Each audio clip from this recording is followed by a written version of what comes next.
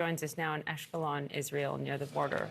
You know, Aaron, you were the one who pointed out to us the importance of those remarks from both Secretary Blinken and from Netanyahu this morning, the importance of saying those things out loud in unison. And then Clarissa's reporting there with Emily's father exemplifies that. Yeah, I mean, it is impossible to comprehend, and the loss, talking to parents who are losing their children, it is impossible to truly comprehend what they are going through and the true shock that they feel, even as the world is focused on what they will do next and how they will respond, the profound shock and loss and brokenness that people here feel. Right now, there are huge clouds of smoke over Gaza. Again, ongoing strikes throughout this day. It is now mid-afternoon here in Israel near that Gaza border, but those huge plumes of smoke from Israeli Defense Forces strikes across Gaza. Tal Heinrich joins me now. She is the spokesperson for Prime Minister Benjamin Netanyahu. And Tal, I very much appreciate your time. Looking at these images over Gaza, hearing the thuds, as actually we just heard one right now as I'm speaking to you, of explosions in Gaza. Do you anticipate this continuing at this rate, these sorts of nonstop strikes on Gaza as Israel continues to build its forces up along the border?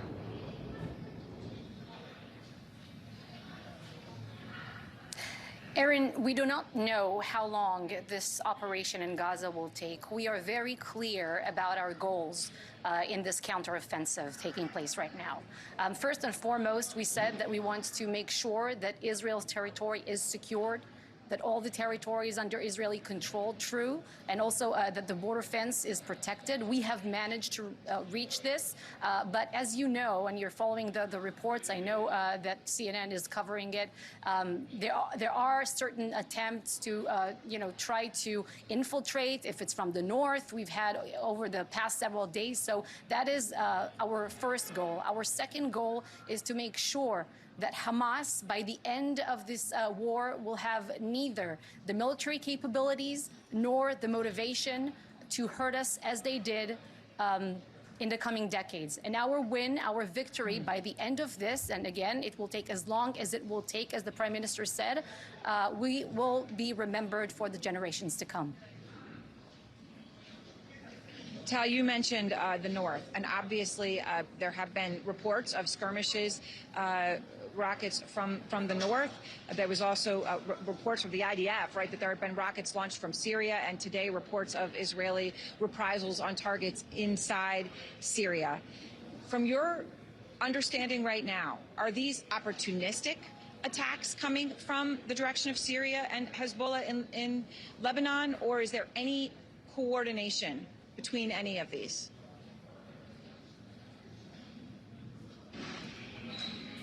I cannot comment on the specifics of these reports that you just mentioned, but as President Biden said, as Prime Minister Netanyahu said, we tell our enemies, not only Hamas in the southern front, but also in the north and other state actors like Iran, do not try us.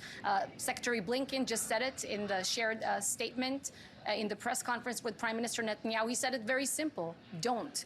And we hope that they're getting this message loud and clear, because Israel is ready, the IDF is ready. Everyone in this country either knows someone who is a soldier, knows someone who's been abducted, knows someone who's been hurt, injured, knows someone who was killed. We are a nation in deep mourning right now, but our resolve is very clear. This is time for moral clarity. Both the Secretary said it, Prime Minister Netanyahu said it, and we know what we're doing, and we're coming after them. We will make sure that they will lack the motivation to hurt us again. Tal, it has also, we understand that Israel has made it clear that there will not be electricity, there will not be fuel, no supplies for Gaza until the hostages are released. Can you report any progress on negotiations with Hamas? Because obviously there's only so long a civilian population could go without those things, without grievous loss and humanitarian crisis. Is there anything that you can tell us about the status of the hostages?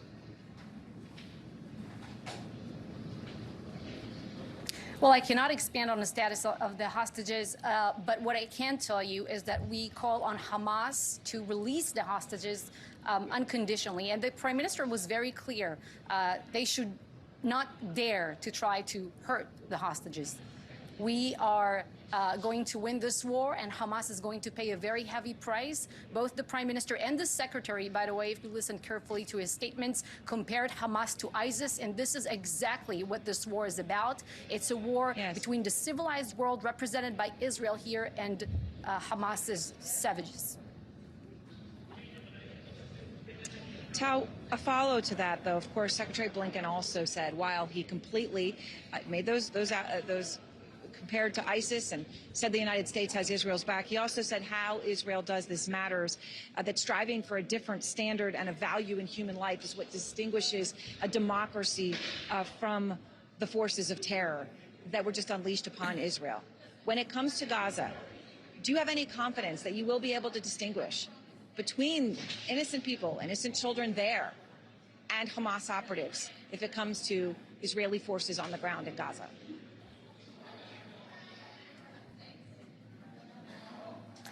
Aaron, the IDF has been very clear, and the Prime Minister said it, that we call on Palestinians in those areas from which Hamas operates, from where it has its military depots and strongholds, to move out of these areas.